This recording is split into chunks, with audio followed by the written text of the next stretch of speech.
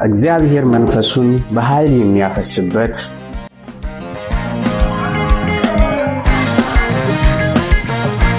የእግዚአብሔር ማዳንና ችሎታው በሰው ሁሉ ደምቆ የሚታይበት እነሆ በጉጉት ሲጠበቅ የነበረው ሁለተኛው ዙር የወጣቶች የመዝሙር ፌስቲቫል ደረሰ።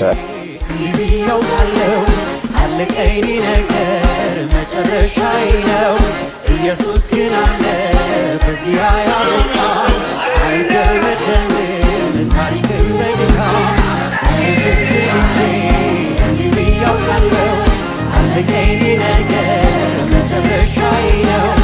ኢየሱስ ግን አለ በዚህ ያበቃል። አይደረደርም ታሪክም በድካም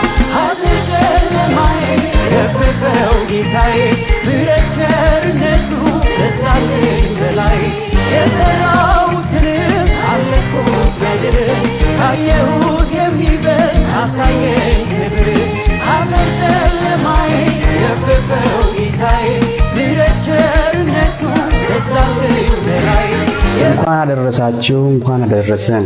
በኢትዮጵያ ሐዋርያዊት ቤተክርስቲያን በሐዋሳ ቅርንጫፍ ሰበካ በቦልቻ አጥቢያ ሁለተኛው ዙር የወጣቶች መዝሙር ፌስቲቫል ዝግጅቱን አጠናቆ እነሆ ታላቁን የእግዚአብሔርን ጉባኤ ሊያካሂድ እነሆ ጥቂት ቀናቶች ቀርተዋል። እግዚአብሔር ተአምራቱን ማዳኑንና ችሎታውን እነሆ በእግዚአብሔር ባሪያዎች ተጠቅሞ የእግዚአብሔርን ጉባኤ ሊባርክ እነሆ ኑ ይላል።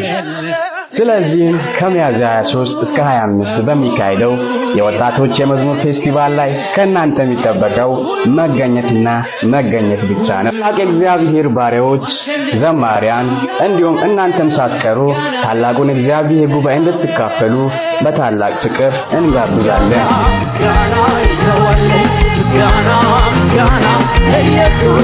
ኮንፈረንሱ የሚሆነው አርብ፣ ቅዳሜ፣ እሁድ ብቻ ሳይሆን ዕለተ ሐሙስ ወይንም ደግሞ ነገ ከቀኑ 9 ሰዓት ጀምሮ ዘማሪያን በተገኙበት የእግዚአብሔር ባሪያዎች በተገኙበት ናይት ወርሺፕ ስለሚኖረን ነገንም ሳትቀሩ እንድትመጡ በታላቅ ፍቅር እንጠይቃለን።